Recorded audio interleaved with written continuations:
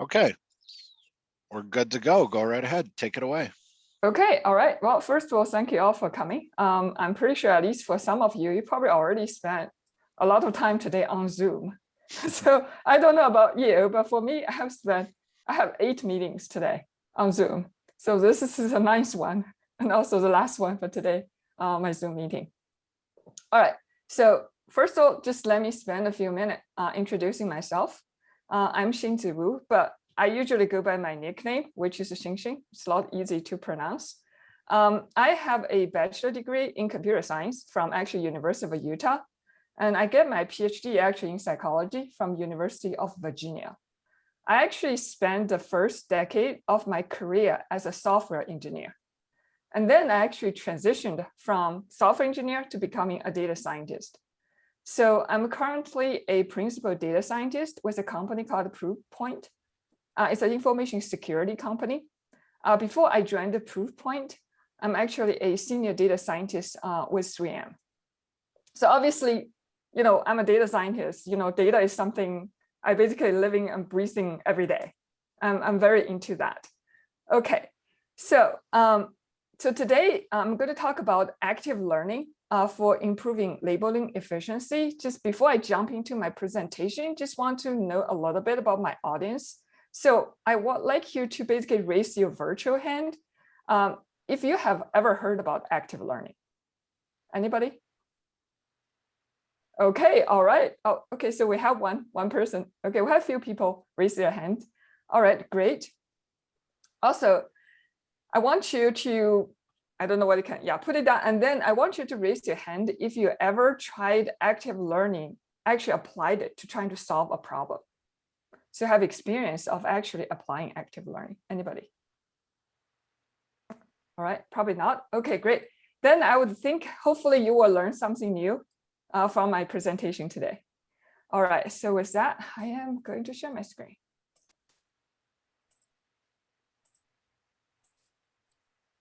Okay, it should just be a PowerPoint. Can you all see it? It's a title page, says active learning for improving labeling efficiency. Great. All right, then let's get started. So today's presentation, I'm actually going to organize it into 2 parts. So the first part is an introduction to active learning. So I kind of will explain what's the motivation behind active learning. And of course, what is active learning? Then I'll describe active learning scenarios and also query strategy.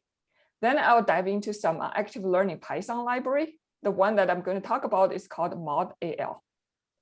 So the second part of my presentation is actually I'm going to talk about how we at Proofpoint actually applied active learning to solve a real-world problem.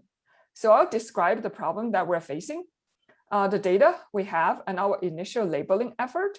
Then I'll describe the active learning approach that we took and the results that we're able to obtain. I think Pat already mentioned that. I just want to mention one more time. If at any time during my presentation you have any questions, just feel free to speak up, stop me. I will try to make this, presentation a little more interactive. With that, let's jump into first motivation. All right. So majority of real-world AI applications currently rely on supervised machine learning, which requires labeled training data. And also evolving applications with changing modeling goals. For example, maybe the class definition changed or class granularity changed. Those all necessitate relabeling. However, oftentimes, high-quality labeled training data sets can be time-consuming and expensive to acquire. So I actually took a picture of this slide when I was actually attending a ICML workshop in person back in year 2019. So as you can see on the slide, this picture shows there's kind of like a 3 major component of a machine learning application. You have the model, the data, and the hardware.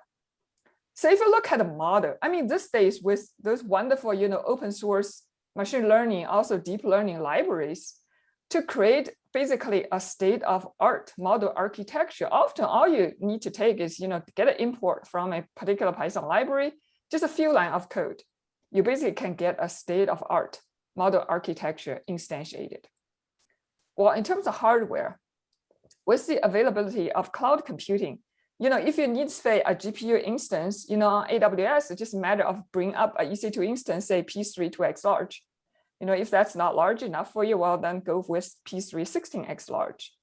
So the point is, state-of-art models and hardware are commodities these days, but training data is not. All right, so how can we tackle the training data challenge? There are different approaches. So one approach is so-called semi-supervised learning. So in semi-supervised learning, we have some labeled data, but we have much more unlabeled data. So in semi-supervised learning, we basically leverage constraints, all the structures among those unlabeled data. We basically add those constraints into our training objectives. So essentially being able to leverage those constraints so we can train a model by using both labeled data and also unlabeled data. Another approach is transfer learning. In transfer learning, we basically have some existing models. They're already trained, but it's on different tasks, but with abundant data. Then what we do is we fine tune, one of those existing models for our particular target task, but just with a small amount of labeled data. There's also weakly supervised learning, which actually use cheaper but noisy sources of labels. Then last but not least, there's active learning, and which is basically the focus of this talk. So the key idea behind active learning is that a machine learning algorithm can achieve greater accuracy with fewer training labels if it is allowed to choose the data from which it learns. So basically, active learning increases labeling efficiency by actually using a machine learning to intelligently query Oracle. Most of the time, this Oracle is usually a human annotator, basically to label the most valuable or the most informative instances. So in this way, active learning aims to achieve high performance using as few labeled instances as possible. So active learning actually have a relatively long history, and there's actually several different scenarios in using active learning. One of the early ones is called a membership query synthesis. So under this scenario, basically you actually have a model actually to generate data points or generate example instances that are presented to, say, a human annotator to get labels for. But some of the problem under this scenario is when you have actually model to generate some data for human to label. Well, first of all, it may end up generating some data is unnatural, or basically generate the data because it's so artificial, like maybe a human being don't even know how to label it.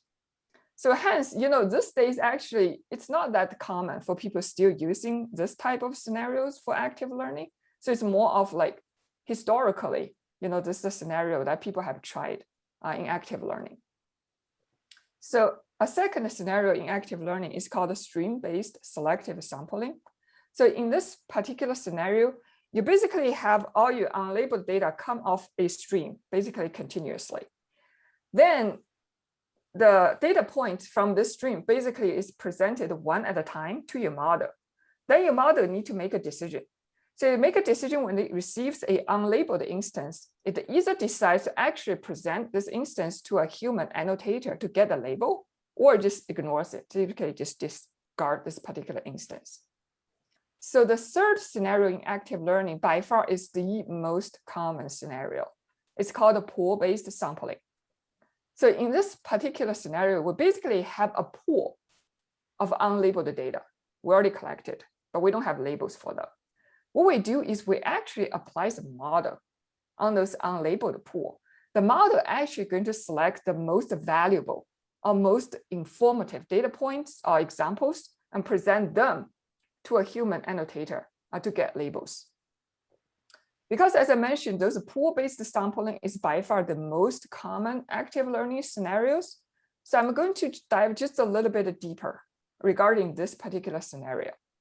So in this particular scenario, you often start with maybe just a small amount of labeled data. You're just going to go ahead, use that data actually to train a machine learning model. Then once you have a machine learning model, you're actually going to apply that machine learning model to your pool of unlabeled data. Then you're going to use something we call the query strategy. Basically, it's a strategy to select from this unlabeled pool the most valuable or informative examples. Then we present those examples, say, to a human annotators to get some additional labels. So now we basically can augment our training data with those additional labels. Now what we do, well, we're going to retrain our model again. So now we're going to get a newer model, basically with more training data, and hopefully it performs better.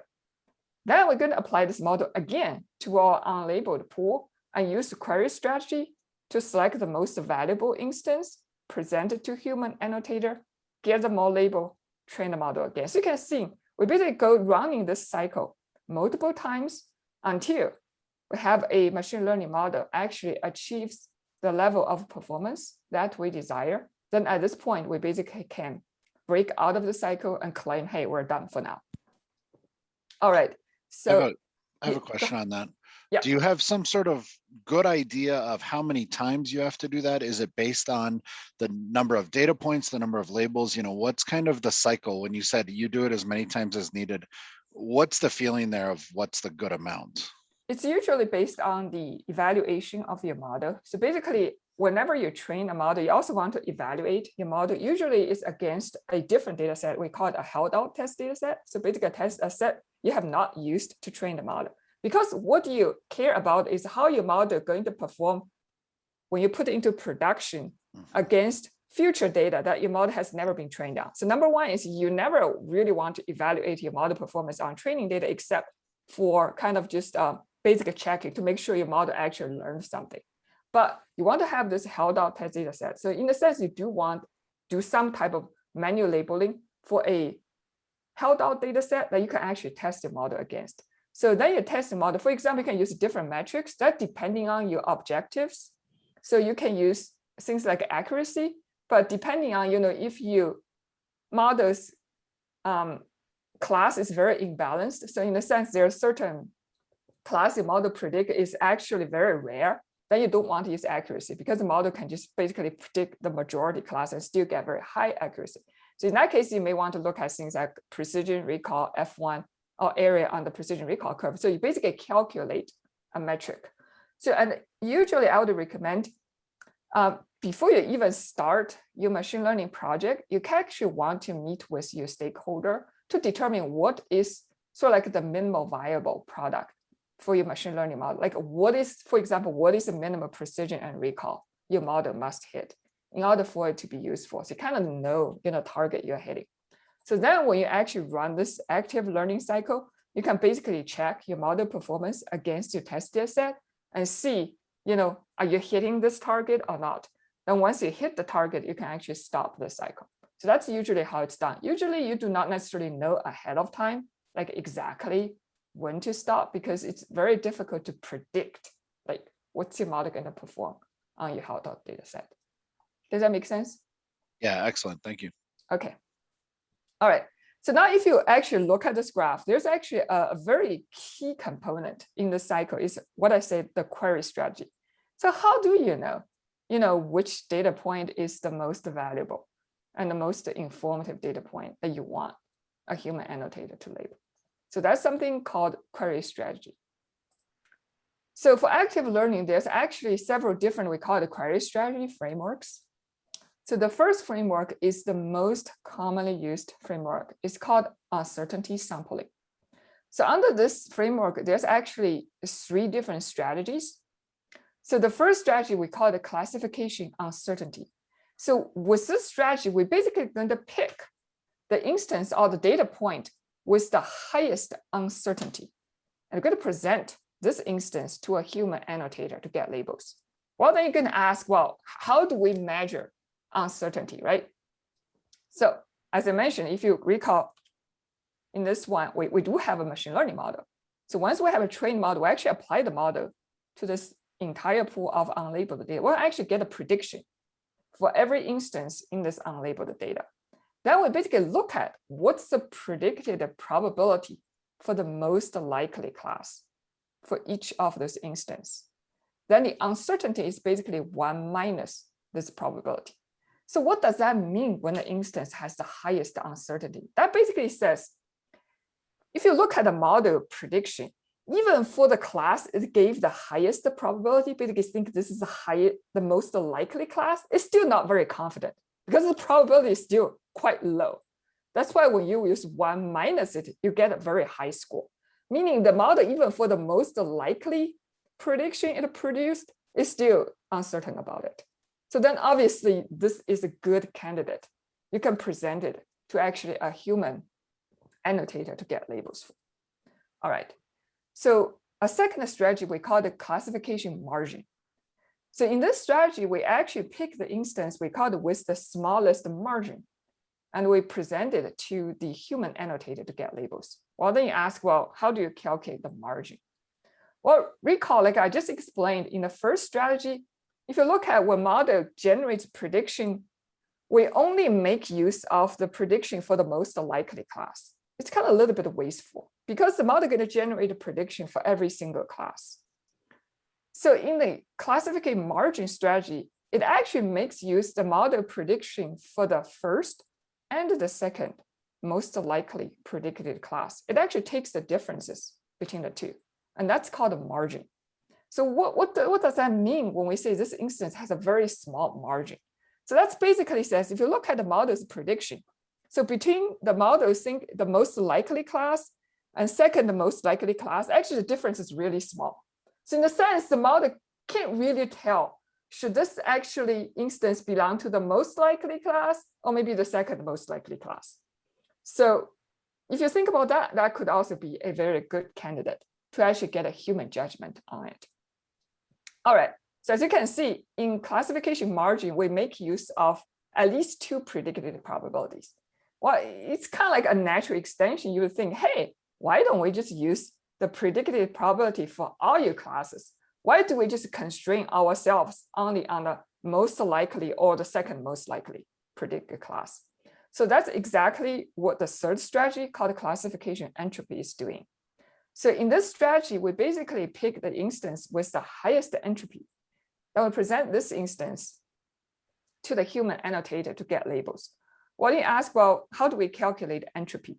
So this is basically the formula for calculating the entropy. So this P of K, that's basically you loop through the predicted probability for every single class.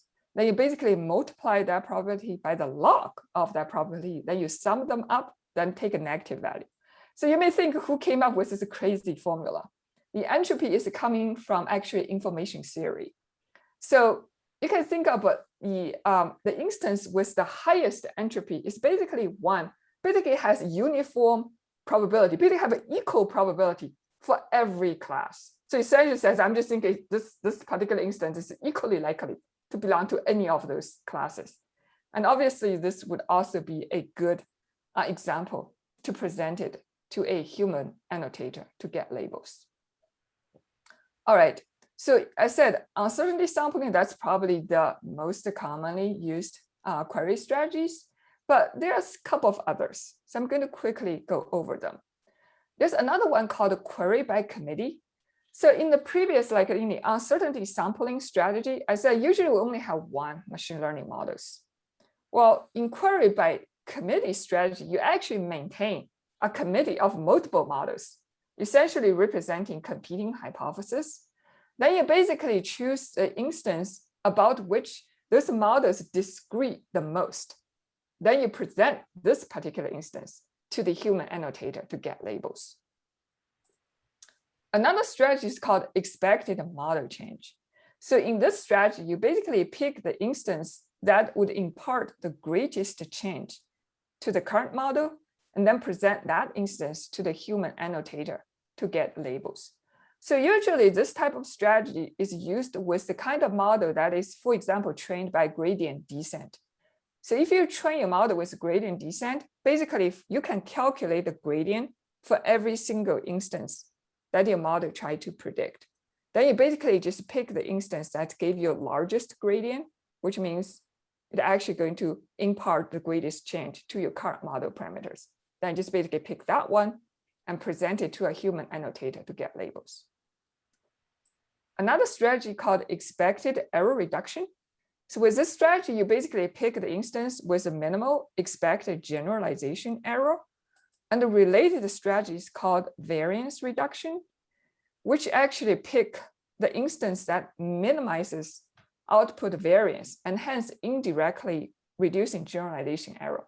I do want to point out these two strategies, expected error reduction and also variance reduction. Actually, if you think about it, it's actually hard to compute, right? How do you know what is expected generalization error of your model? So they usually have to use some type of approximation for that purpose. And oftentimes, both of those strategies are very computationally expensive. So people usually only consider using them if they have a pretty small unlabeled pool of data. But if your pool of unlabeled data is very large, usually it's not practical to actually use either one of those strategies. And finally, there's a strategy called information density.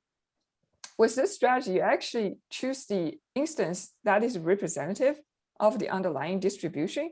Basically, you can think of the dense region of your input space. And you basically present this instance to the human annotator to get labels. So now I just want to pause and ask whether there's any questions, because the query strategy you can think of is really the core of active learning approach. So it may take a little while for you to digest, but I do want to ask, do you have any questions up to this point for anything that I've talked about? You mentioned on this one,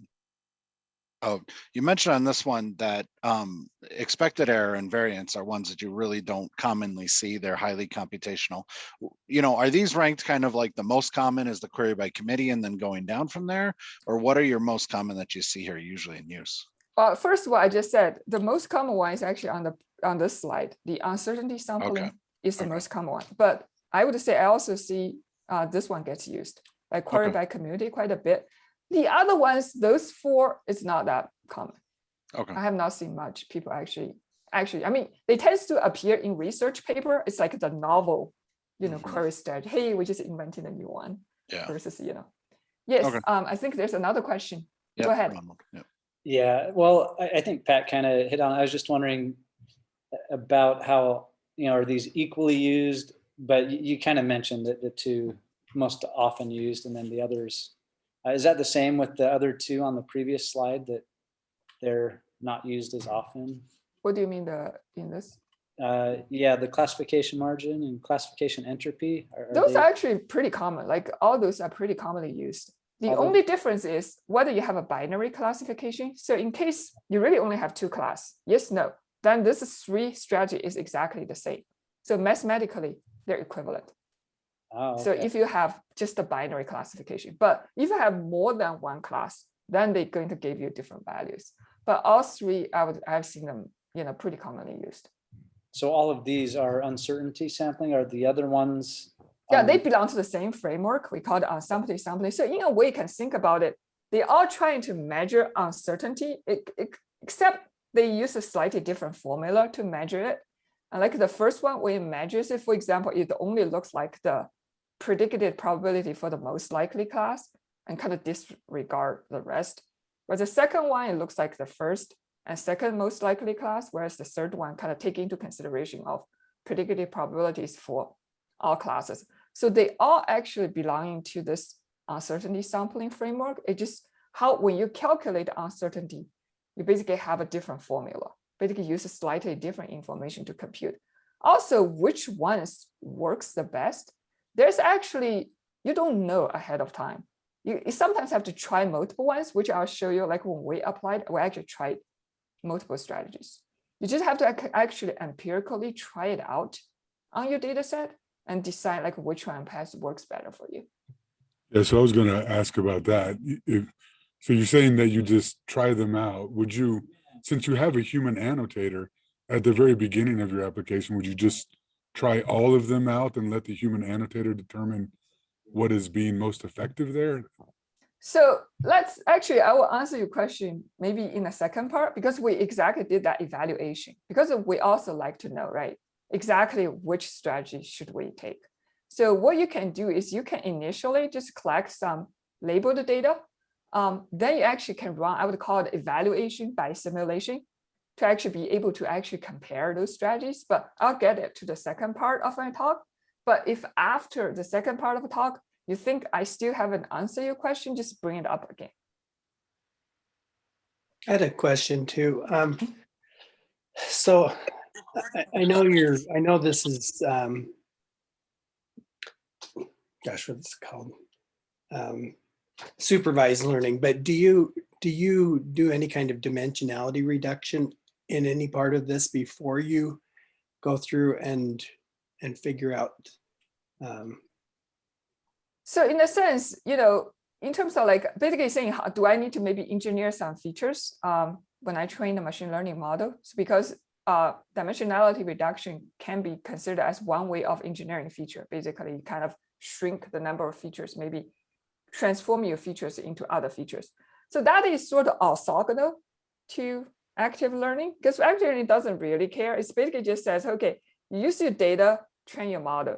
Exactly what you're going to do. So once you collect your labeled data, so how are you going to basically transform it so that you can use it to train a model? That's up to you.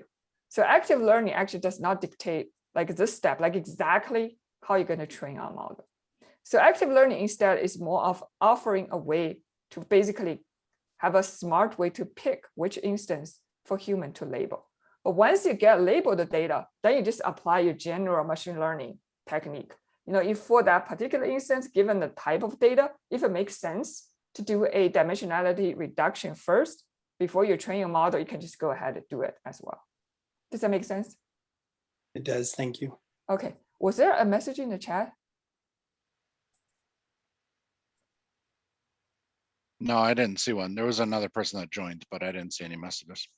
It says, okay, maybe also how well the machine.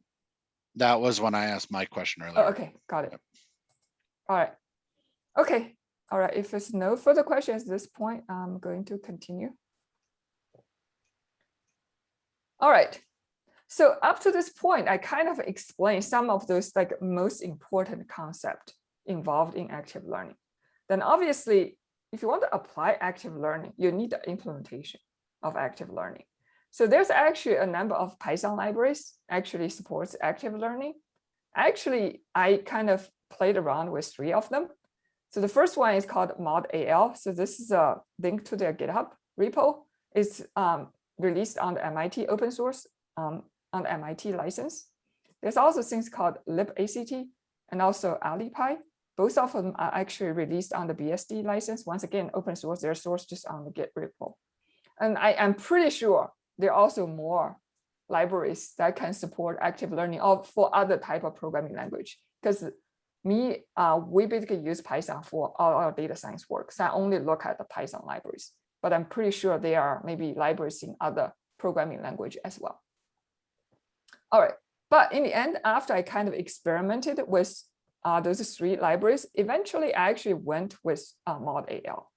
So first of all, I want to show you this particular flowchart. Actually, I take it out of the ModAL's online documentation. So if you look at this flowchart, hopefully you will see there has some similarity between this flowchart and those pool-based active learning cycle picture that I showed you a little bit earlier. So as you can see, with ModAL, so once again, you usually start with some small amount of labeled data. Then you just go ahead and build a model. Then you basically say, hey, is my model good enough? Well, usually, if you only start with a small training data set, most likely the answer is no, your model is not good enough. So then at this point, you need, again, some type of query strategy, basically to pick all the data points from your unlabeled data and pick out those most valuable ones, and then present it to, say, a human annotator to get labels. So once you get additional labels, you can retrain your model, basically with those augmented training data. Then you ask yourself this question again, now is our model good enough? If no, then you kind of go back to this loop until you achieve the level of performance desired. At that point, you kind of break out of the loop, says, okay, we have a good enough model, maybe for the minimal viable product purpose. So let me now go back to answer the question. So why ModAL? Why do I choose it? The first reason I would call it is because it's modularity. Actually, the mod part actually means modularity. The AL, of course, means active learning. So if you actually pay attention to this flowchart, so there's really two pieces that's really important when you actually run active learning. Number one, you need a machine learning model, some type of model, right?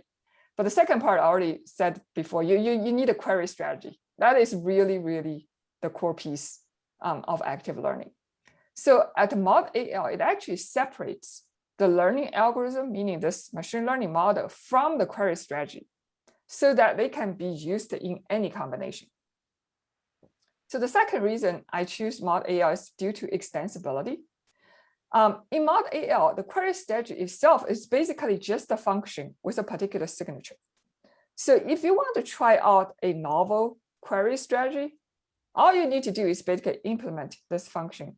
Basically has a specific signature and just automatically plug into this whole framework, which means basically you can try out novel strategies with minimal effort. So the third reason I picked the mod AL is due to its compatibility with the scikit-learn ecosystem. Basically, any scikit-learn models, because this model can be any scikit-learn models, can be used together with mod AL. And also mod AL itself follows a scikit-learn-like type of API. So I'm actually going to show you some example code of using mod AL. So as you can see, it's fairly simple. So number one, you need to instantiate an active learner. So when you create this active learner, you specify something called the estimator. That's basically your machine learning model. So as you can see, in this case, it basically used the random forest classifier from scikit-learn. So it basically can be any scikit-learn models. Then you also specify what kind of query strategy you want to use. So this one actually mod AL implement a large number of query strategies, including both ones from the uncertainty sampling, but also the ones from like a query by committee, the ones that actually use multiple models. So here, in this example, you basically use the uncertainty sampling as the query strategy. Then what do? You first of all, I said usually you need to start with a small amount of training data, basically label the training data. Then you just go ahead and train your model. So basically called .fit with your training data, which is exactly the type of method call you would do if you have a scikit-learn model. So once you have this initially trained active learner, you call .query on it and pass in basically your pool of unlabeled data. And then it's actually going to return you the index of all those instances it think is the most informative and the most valuable instance. So usually at this point, you need to have some type of UI, be able to actually present all these data, like it's picked by the active learner to actually maybe a human annotator. So you go ahead and just basically gather more labels. So once you gather the more labels, you can actually, with this new data, basically Y new is basically the label you need to gather. And you basically call .teach on your active learner. It's basically retrains the model with this additional new labels, basically with the augmented training data. So as you can see, it is really, the code is really simple, pretty straightforward to use. I mean, it fit in even one screen. So that's why I said I use this library and I feel it's very easy to use and the code is very straightforward. Okay, with that, go ahead. Is there a question? Yep. So it seems like every time you solicit input from the Oracle, you could kind of change your whole set of evaluations about what is uncertain and what's not. How big a set do you usually throw at an Oracle before you recalculate the all those probabilities? Exactly. So this was actually, I think it's kind of, I don't think there is like a hard fast rule as this is number used. Actually, it varies. So the first of number one, depending on your model, let's say if your model is a very complex model, like a deep learning model, I think you probably don't want to retrain it just after you get a few training labels, because the model training may take several hours. So in those cases, you may need to, collect a relatively large batch of labels before you kind of retrain the model, kind of recalculate all those uncertainty metrics. But on the other hand, I said, if your model is relatively simple, then maybe you can make the batch size a little bit smaller. So I will show you, like in our evaluation for our particular purpose, we basically pick 100. It's a little bit arbitrary, you would say, but we feel like that is a good trade-off in terms, how frequent, how fast you want to refresh all those uncertainty calculations versus how much time you want to spend on for this whole process. Does that make sense? It does. Thanks. Okay. I was thinking, if you're using a human, right? So if they are kind of like, okay, that's an X. Okay, that one's an X2. That one's also an X. That one's also X. Eventually, they're going to be a little fatigued, right? So you kind of have to be careful how you spend your oracle's time too. Exactly. That's also, part of the thing about active learning is to pick the most valuable ones, not the simple, easy ones. So in a sense, if usually for the simple ones, you model probably already learned, meaning when you model output predictive probability, it's already very high probability. Basically, it has a lot of high certainty, meaning low uncertainty. So those tend to be the simple one, and most likely people are going to get a fatigue because this is a pretty simple thing. Actually, when we applied this method, I'll also talk a little bit more in the second part.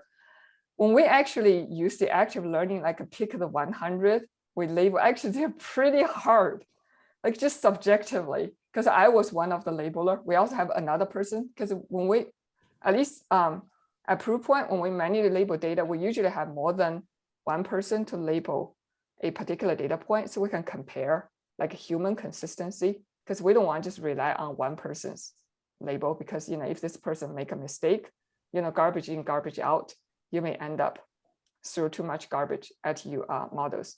So that's basically your training labels. So when I labeled it, because initially our initial data set was just randomly picked, then I labeled it and another labeler also labeled it. We feel like that's kind of relatively easy. You can label it relatively fast. But when we actually went into start label the ones by active learning, actually those ones are pretty hard. So because they are hard, so in a way, you're fatigued in a different way. It's not because it's boring. It's like, hey, this is X. Oh, this is X again, this is X again, so bored. It's like it's so hard. I have to actually read it multiple times and think, how am I going to label this one? I'm getting tired because I spent too much time thinking. And also the other person goes through this process, basically made a very similar comment. Says this batch identified by active learning is hard. It's hard even for human beings. Yeah. Okay, so any other questions, comments? Because this is basically the end of the first part of my presentation. So before I jump into the second part on how we actually applied active learning, just want to, pause and ask any questions up to this point. All right. Talk a little bit about the pooling, the X pooling and how you get that. Yeah, so basically this X pool just represents your unlabeled data. So you basically put all your unlabeled data in this time, you can put it like a NumPy array. Essentially, it only has the features, but without the label column. That makes sense? Mm-hmm. Okay, thanks. All right, so with that, we're going to move to the second part of my presentation. So I'm going to talk about how we at Proofpoint actually applied active learning in order to classify what we call low-risk emails. All right, so let me first spend a little bit of time to talk about the problem we're trying to solve. So some of you may be aware, the financial service industry is actually a heavily regulated industry. So basically, financial service firms, they often face very stringent and complex regulations. So for example, if a broker from, say, an investment bank, if they send, say, an email to a client, so if the broker says something like this, says, hey, buy this stock, I guarantee you 10% of return.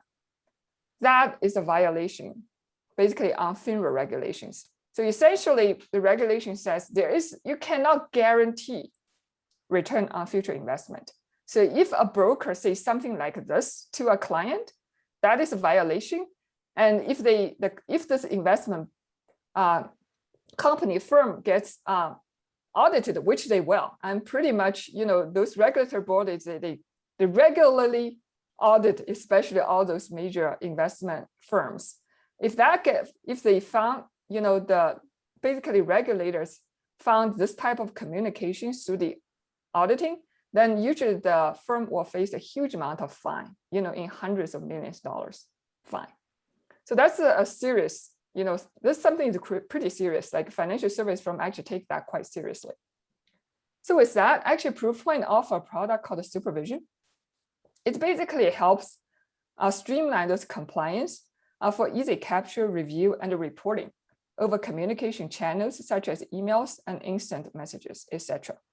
So in this supervision product, basically it captures all this, for example, email messages, then it runs those email messages through a policy engine. So the policy engine basically trying to identify those email messages that are potentially violation for certain rules. So actually there are tons of rules. Like usually for some of our customers, they have close to 100 different rules. They basically look for different types of violations. So once those policy engine identify potential violations, it basically put all those email messages into a called a review queue. Then you basically have a human reviewer. Their job is basically read every single emails from this queue and then make a determination. In case it's a true violation, then they're going to escalate it. Okay, they're going to basically look into it. But if it's not, basically then that's a false positive identified by the policy engine. Then they basically just kind of ignore and remove this email messages from the review queue. So as you can see, because we need a human reviewer in this process, obviously human review is costly.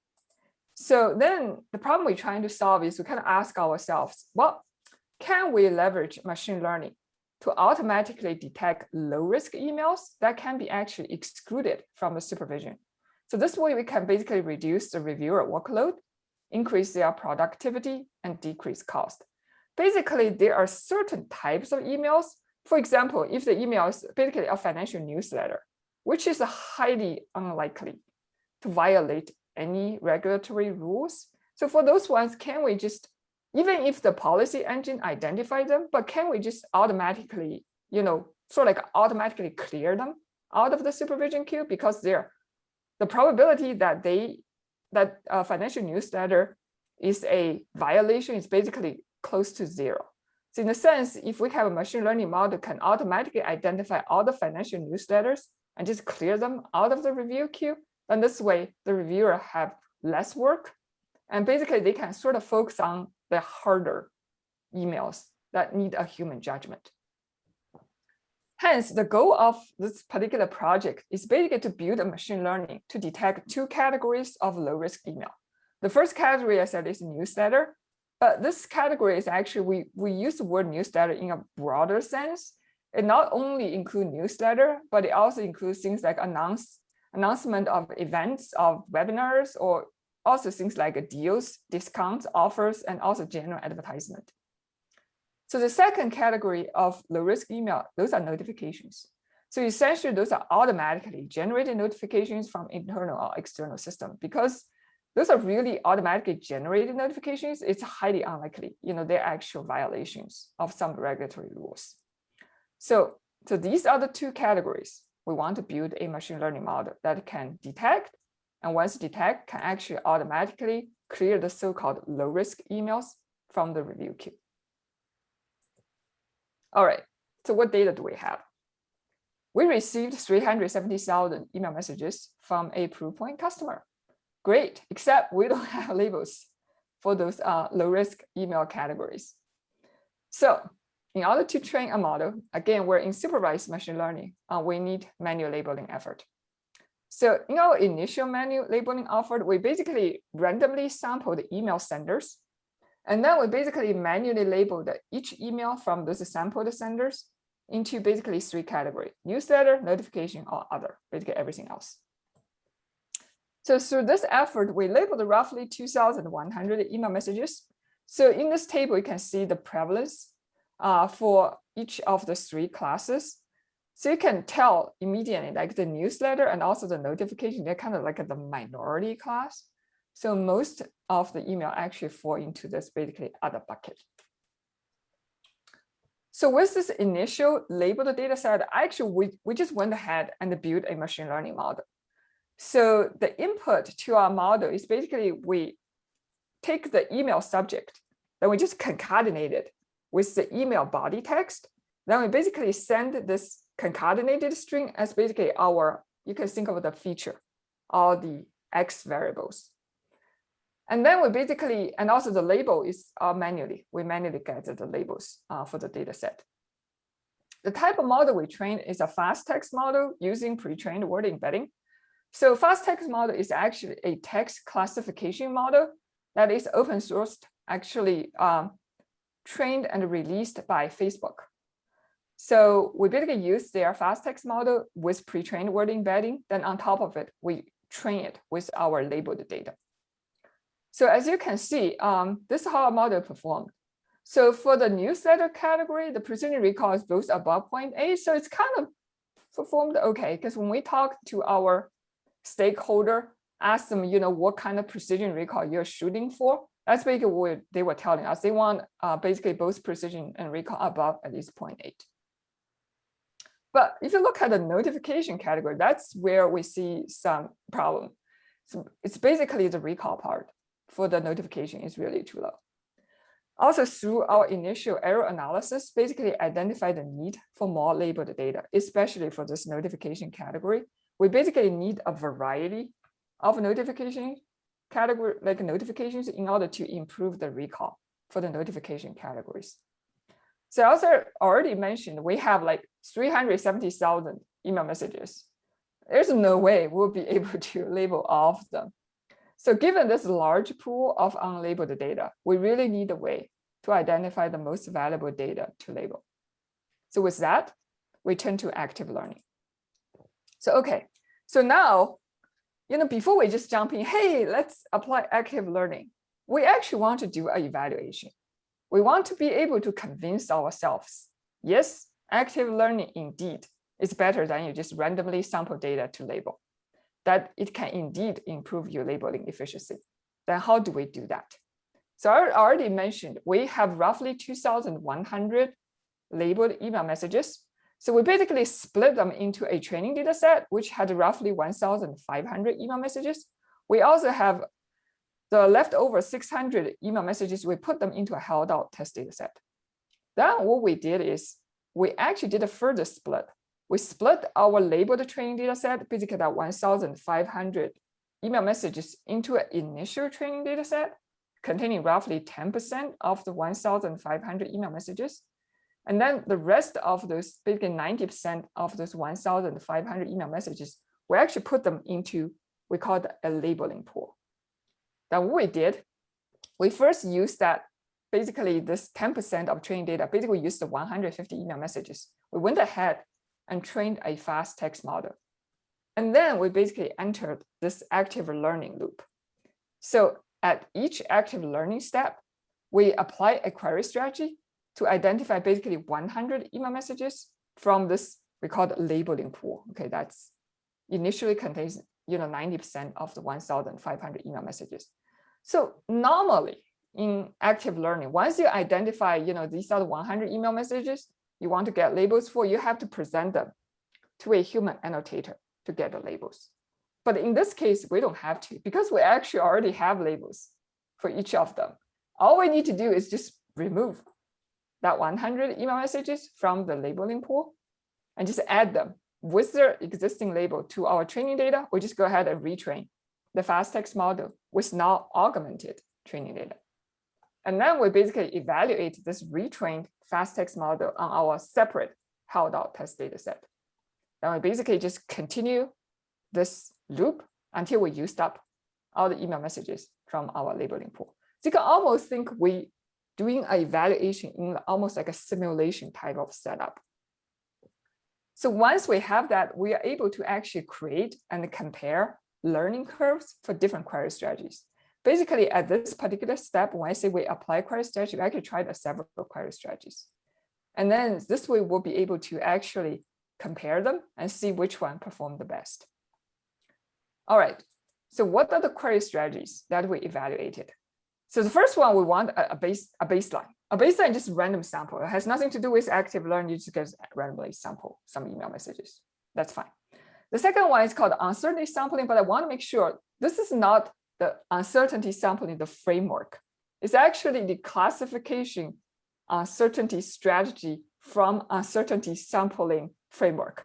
I know this is totally mouthful. So that's why I just, at this point, I just simply call it, this is the uncertainty sampling. So this is one where, remember, we only look at the model predictive probability for the most likely class. Then we use 1 minus that probability to get uncertainty. So essentially, with strategy, we basically choose the instance with the highest uncertainty scores, then we get the labels for those particular instances. So then we also tried, I call it entropy sampling strategy.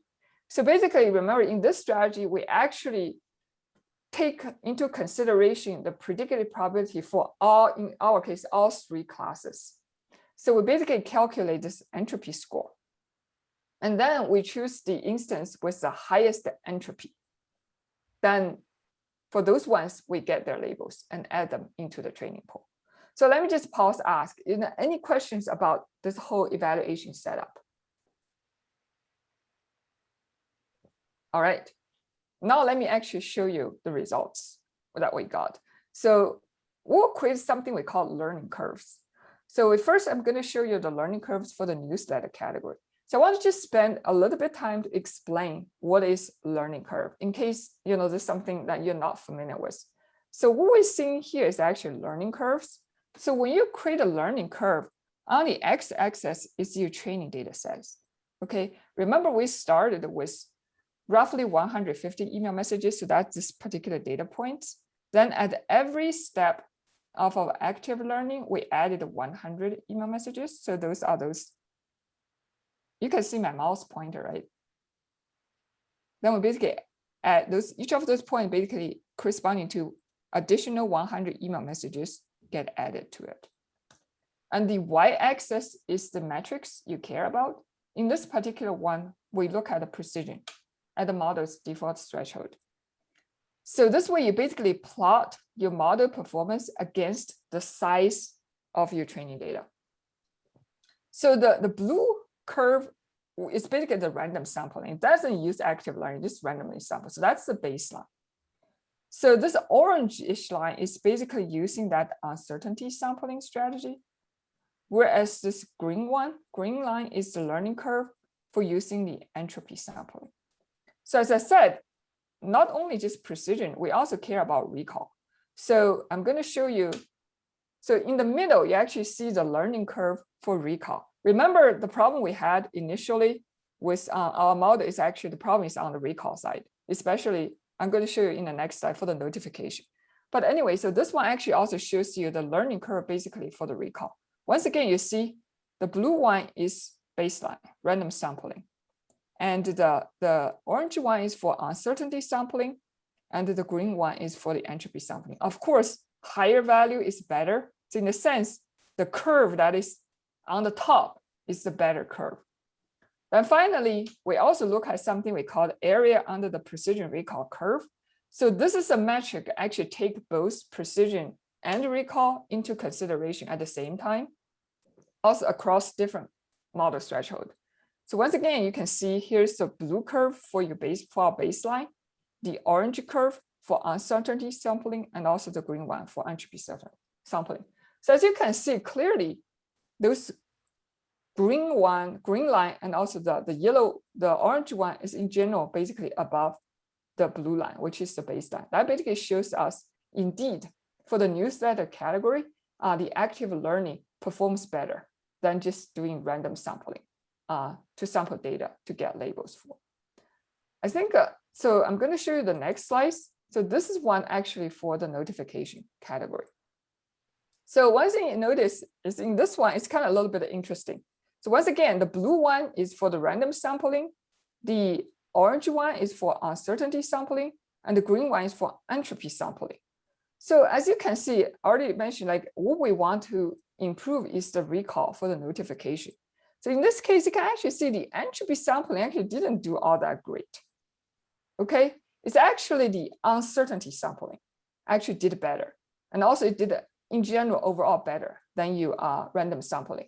which is also reflected on this curve when you actually take both precision and recall into consideration. So that's why I said, you often don't know ahead of time exactly which one of those active learning query strategy going to work best for your data. You really have to kind of try it out in order to determine kind of empirically. So for this particular data set, we basically determined it looks like the uncertainty sampling is going to be our best option, compared to, entropy sampling and also random sampling. So another thing we did kind of analyze the data is actually to get a better understanding, like exactly what kind of email messages was actually selected by active learning compared to just random sampling.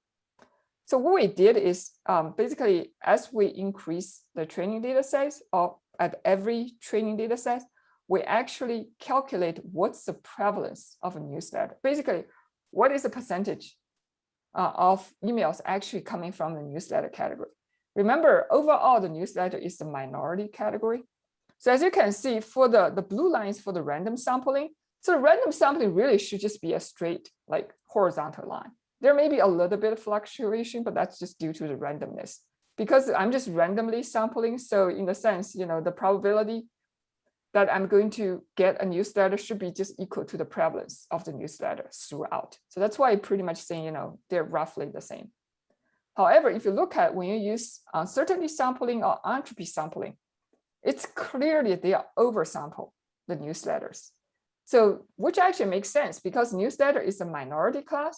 So oftentimes in supervised machine learning, usually it's when your class is imbalanced, meaning the prevalence is different between different classes, then usually the model tends to perform worst on your minority class because it just didn't see enough examples. So as you can see for the active learning, it basically oversamples the minority class, in this case for newsletter. And we pretty much see the same thing happening for the notification category. So once again, both for the blue line, it's a random sampling, it's more or less basically a straight horizontal line. But when you use uncertainty sampling or entropy sampling, it's basically also oversampling the notifications, meaning it's actually oversample the minority class because both newsletter and notification, they are minority class. So to conclude, based on evaluation, compared to the random sampling, active learning indeed improve labeling efficiency as shown by those comparison of learning curves. Also in this particular evaluation, the uncertainty sampling performed better than the entropy sampling. So any questions about how we did this evaluation? All right. I think I must have misunderstood something, or I don't understand. Can you explain to me why the uncertainty sampling and entropy sampling are so different? I thought we had said before that if we had just two different classifications, they should be the same. The only binary, if you have two class, but we have three class. We have newsletter, notification, and other. So we have basically three class classification, in which case they're different. If you have binary. Sorry, I was thinking that it was separately trained as either it was notification or not notification. It's a single model. I get it. It's a single model with three class. Got it. Okay, all right. Okay, so with that, we kind of convinced ourselves, indeed, active learning will be able to help us. So then what we did is we basically manually labeled additional 1,000 email messages, but this time it's not chosen through some random sampling. These are actually identified by active learning. So what we did is we basically run active learning, but this time just use the uncertainty sampling in 5 iterations. So we identify actually labeled this time 200 email messages at each iteration. So once again, we say 200, maybe it's a little bit arbitrary. I don't think there is like definitive answer, like exactly how many email messages you want to sample before you rerun your active learning loop. I said that's a trade-off. You want a little bit more label and less iteration, and hence it's faster. But then if you sampling less, basically you update your uncertainty metrics more frequent, maybe you can get, quote, better or more valuable instance identified. So it's a trade-off. So in this time, the particular, we just decided, we're going to do 200 at a batch. Also, the other thing we did is, in order to increase sort of like a diversity, our labeling pool this time was constructed by randomly sampling only 1 emails from each sender. Because one thing we noticed, you understand, like for active learning, for example, if you have 2 email messages, they're basically identical. Or if they're exactly identical, we would have deduplicated it. So we do take care of that. Let's just say, but 2 email messages, maybe they're just slightly different. They're mostly the same, but slightly different. Then you can probably tell if the model is uncertain, let's say about the first email, then most likely it's also going to be very uncertain for the second email because they're kind of similar, right? Then if you choose both of them, then the model basically, if we just use uncertainty sampling, then both of those email messages are going to be chosen to get a label. But it's kind of wasteful from a human time perspective because they're very similar emails anyway. So you really only need to label 1 of them. You don't have to label 2 of them. So I just want to point out, like for mod AL, it actually supports you to actually automatically taking into consideration of diversity if you can provide a similarity matrix. So essentially, if you can calculate somehow a similarity between every pair of your unlabeled data, then you can think of, you can basically have a similarity matrix. If you can provide a similarity matrix also as an input, so in addition to the unlabeled pool, remember the similarity matrix does not need to use label. You just look at the data itself. Just say, hey, is this one similar to that one? So if you can calculate that, so you can provide the similarity matrix together with your unlabeled pool of data to mod AL, it actually will take into consideration of how similar 2 items are. Then if one of the items is chosen, for example, by the uncertainty sampling, it would not choose another item that is very similar to it. So in our case, we kind of took a shortcut for that because what we noticed is in reality, like if you look at the emails from different senders, it tends to be very different, especially in terms of category. Like for example, the email that I send versus an email like a send from automated notification system, like just say Jira, it's going to be very, very different. So the way we kind of take a shortcut, because we don't want to calculate the whole similarity matrix between our 370,000 email messages, because the similarity is basically going to be in the orders of hundreds of millions items in it. So we took a shortcut by just, when we construct the pool, we want to make sure the pool has enough diversity by only sampling, just randomly sampling 1 email from each sender. It actually turned out worked pretty well for us in this particular case. All right, with that, so the plot at the bottom actually shows you in the end, the number of email messages we labeled from each of the 3 categories. So the blue portion of those bars represent the number of email messages we labeled through those random sampling, our initial labeling effort. So the kind of the orange or the yellow portion is basically the number of email messages. Those are actually identified through active learning. So as you can see, for newsletter, by applying active learning actually made us basically pretty much double the number of email messages actually coming from the newsletter category.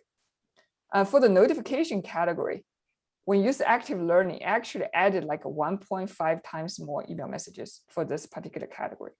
But for the other category, which again is kind of like the majority category, tends to be the easiest category to learn, well, the active learning really only added another like 30%-ish of email messages actually from these categories. Okay, so now we have augmented a new data set, new training data set. So we actually retrained our model and compared our model basically between the original training data, the one trained with original training data versus one trained, we call it with augmented training data. So here, this plot shows you how our model performed for the newsletter category. So if you look at first of all, the plot on the left-hand side, on the x-axis is our evaluation metrics. They're the precision and the recall. So the blue bar is one for the model actually trained using the original data. The yellow bar is the model actually trained with basically this additional training data identified through active learning.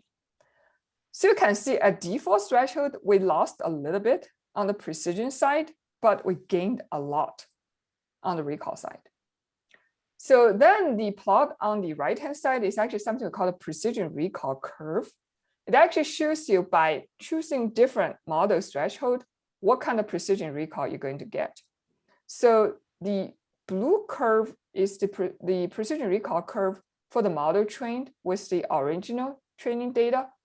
And the yellow curve is for the model trained with those additional active learning identified training data. So basically, if you can see the yellow curve is pretty much always above the blue curve. That basically means, this yellow curve going to give us a better trade-off between precision and recall across different model threshold. It's a better curve, so to speak. Also indicated the model basically had a better performance. I'm going to show you basically the same pair of plots, but this time for the notification. I think for notification, really that's where the difference really comes in. So you can see, again, for the precision between the original training data and augmented training data, we lost a little bit, 0.01 on the precision side, but on the recall side, we actually shoot it up. We're actually able to achieve kind of like what we agreed upon with our stakeholder, the kind of like the minimum viable product performance level is basically need to at least 0.8. We're actually able to achieve that. So once again, if you look at the precision recall curve, you can see the yellow curve is basically above the blue curve. So with this additional training data, we actually boosted our model performance. So let me just summarize the results from our analysis. So active learning, we think was effective at improving labeling efficiency, through that kind of evaluation setup. And augmenting the training data via active learning improved low-risk email model recall by a large margin with a small loss on precision at the default threshold. And also the low-risk email model trained with the augmented data achieved overall better precision recall trade-off than the one trained with the original data. So with that, let me pause and ask, any questions on how we actually applied active learning to solve this particular kind of real world problem?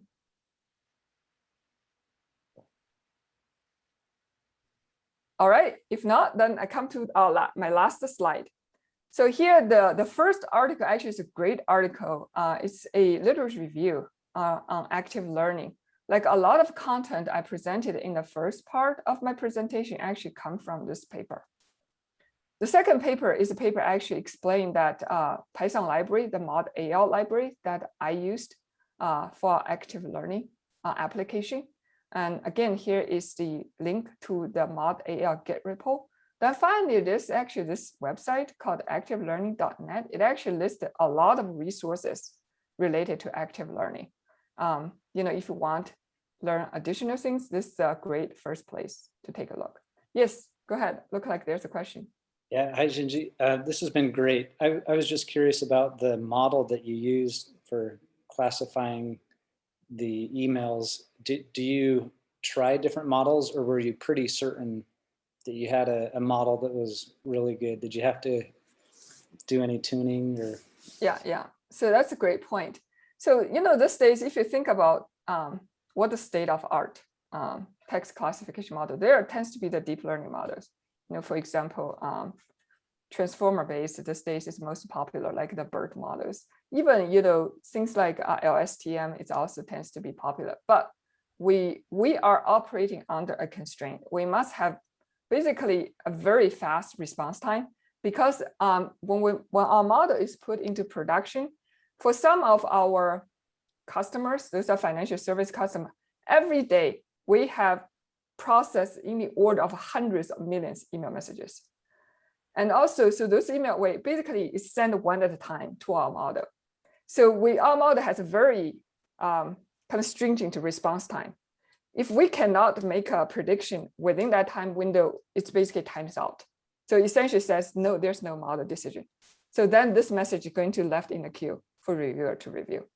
So because of that kind of time constraint we have, we cannot really use very heavyweight model, although maybe I would say our deep learning based model perhaps going to perform better. But so that's why we offline, we did do some experimentation, tried some of like LSTM based model. We see a little bit performance improvement compared to the fast text, but it's not large enough to justify the additional cost and especially slow down on the response time. So we pick fast text because we also had, I mean, we tried in different projects, we do a lot of natural language processing. We do tons of models related to text classification. Also based on our past experience, we found like a fast text actually pretty good. So in a sense, it used word embedding. So which is better than things like a naive Bayes, because naive Bayes would basically use things just, you either use kind of one-hot encoding. So right, when you use one-hot encoding to represent your vocabulary, you kind of lost a lot of context. Whereas word embedding is able to capture the fact, two words are more similar to each other, then they will basically have similar values in the word embedding space. So fast text model uses a word embedding layer, but once it has word embedding, on top of it is a linear model. So you basically have a linear layer on top of the word embedding, and then it just basically goes into your classification. So there's a reason why it's called a fast text. It's really fast. So both in terms of the training time, but specifically in terms of the inference time, and also the fast text itself, they actually implemented in C++. There is a Python wrapper on top of it, but the actual computation is all done in C++. So it's highly optimized for speed. And also what we found is, as I said, we found that the fast text is a very, I said it's not the state of art performance, but it has very good performance for text classification. So that's why we used it. I said we did offline, we tried some deep learning models, but in the end, we just feel like it's not worth because it takes too long, the response time. And also the kind of performance improvement is not significant compared to fast text. That's helpful. Thank you. Mm-hmm. All right. So any other questions?